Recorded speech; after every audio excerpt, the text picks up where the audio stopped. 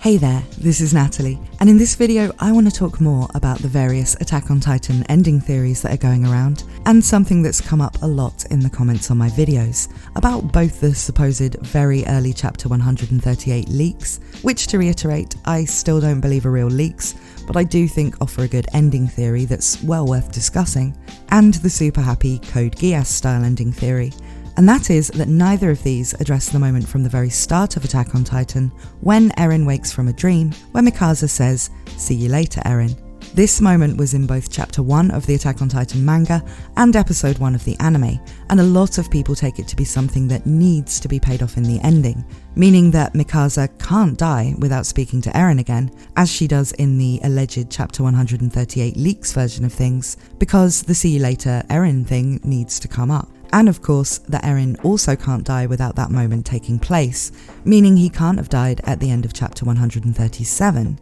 There are two schools of Attack on Titan ending theories that relate to this. One is anything involving time loops and time travel, where the dream wasn't actually a dream at all, but this moment under the tree is the start of a whole cycle of time that Eren repeats, kinda like Homura from Madoka Magica, always trying to get to a certain ending. The other is that it's a future memory of the very end of things, which is coming to Eren here at the very start due to Attack Titan time and memory shenanigans. Now, I'll be addressing both here as we look more at the possible meanings of the "See you later, Eren" scene, but I'll be considering that Titan memory shenanigans have been shown to exist in the story, whereas time loops have not. And the main thing supporting time loops is really the chapter and episode titles referring to 2000 years, which I think can be explained in another way that I've already covered in another video that I'll link to on the end card.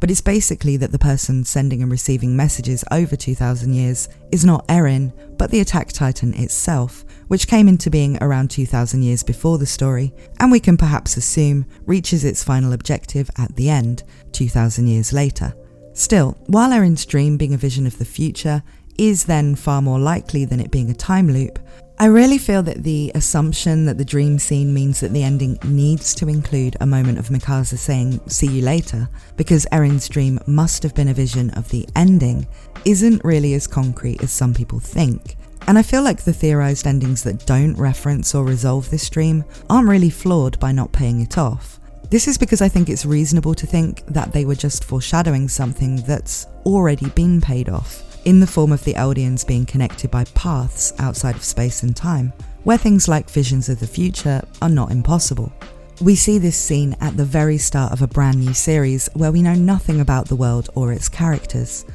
We learn much later on, when we get to Eren's basement, that the Attack Titan has some strange stuff going on when it comes to memories and time. And when we discover this, it makes it possible that Erens Dream here was a vision of the future, and that could really be the point it was intended for. As for what he's seeing in the dream being the ending or close to the end, I really don't think that's necessary for it to make sense, even though we've never seen Mikasa saying "see you later, Eren" to him in a way that could be pinpointed as the moment in the dream. Mikasa probably said "see you later" to Eren countless times during their friendship, and he could be seeing any one of them that took place after she cut her hair. Because maybe what she's saying in the dream isn't what's important. Maybe it was just chosen because having her be casually saying goodbye in the dream, before he then sees her saying basically hello in the present, makes it clear that the "see you later" line happened in the dream, and that Eren is now slightly confused. As for why he's crying, well, Eren's entire story is full of stuff that would make him cry if he'd been shown it as his future on this day. It really doesn't have to be the ending to achieve that. As for her hair, Mikasa cuts it short when they first join the training corps, and we're even shown a comedic scene with Jean that draws our attention to her doing it, so Eren could be seeing her at really any point after that. I would have thought if he was seeing Mikasa from the ending, the first thing he'd notice on waking and seeing her merge into the way she currently is wouldn't be that her hair is longer, but more like, when did you stop being a full-grown woman in body armor? Of course, that would be a strange thing to say in chapter 1, and so Isayama using the hair thing leaves a lot more room for ambiguity, where it could refer to the ending, but it's still a bit of a leap to say Eren waking up here must have just returned from a whole time loop when he reached the point he's reached in the current story, or that he's just had a vision of the final moments of the story based on him being confused by Mikasa's hair. I'm not sure how much it matters, but the hairstyle she has as his dream fades is a lot more similar in length to her pre-time skip hairstyle than her very short ending phase hairstyle. Moving on from Mikasa's hair though, something that people use about this dream moment to support theories that this isn't even a vision of the future he's having, but a sign that Attack on Titan is actually taking place over a time loop, and he's not so much waking up from a dream here as returning to his save point, is that Eren doesn't actually have the Attack Titan yet in this scene. So it seems strange that he would be having any Titan-related visions of the future at this point, right? Well, yes. But what if that's the reason why the moment of Falco coming around from a vision of flying, which wasn't in the manga, was used as Falco's introduction in Season 4? Perhaps Isayama realised that it hadn't really been established that people who would later become Titans could experience these glimpses of their future Titans' memories, and that would make Chapter 1 seem like a random thing or a plot hole with the ending he'd now decided on. So he asked for a similar vision to be added for Falco in the anime. I'd like to clarify that I'm not saying I definitely don't think this "See you later, Eren" thing will show up in the ending, just that I do think it's quite possible that people may be reading too much into this moment and it won't come up at all in the ending. And I feel like from a lot of the comments I've seen, a lot of people are taking it that it actually has to. If it then doesn't, say if the everybody dies ending presented in the alleged Chapter 138 leaks version is true, then the people who've been scrutinising it will feel like it's a plot hole. But it is the kind of scene that was probably designed to give us things to think about and theorise about for years while the story moved forward, and not everything about it needs to end up being super important, it just needs to be explainable, which I think it is, regardless of whether it's referenced in the end.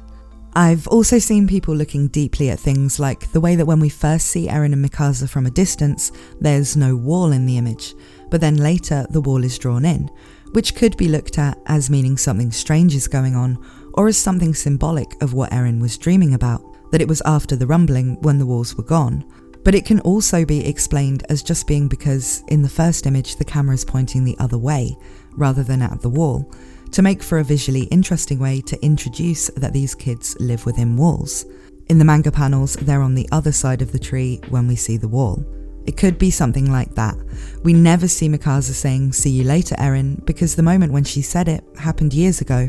and wasn't important in itself enough to be shown. It was just a very early hint that, on that day, Eren experienced a dream of his own future for the first time, all different parts of it. The future we were about to begin to see unfold in the story that had just begun. But what do you think? Do you think the ending needs to include something that resolves Mikasa saying "See you later, Eren"? Or like me, do you think that this isn't a requirement for a conclusive ending to Attack on Titan? If you do think she's going to say it, what do you think the circumstances will be like? Let me know what you think in the comments, and please also subscribe for more Attack on Titan manga ending theories as we get closer to Isayama's true ending being revealed, as well as plenty of analysis and theories for other anime, manga and light novel series like ReZero. Thanks for watching, and I hope to see you again very soon.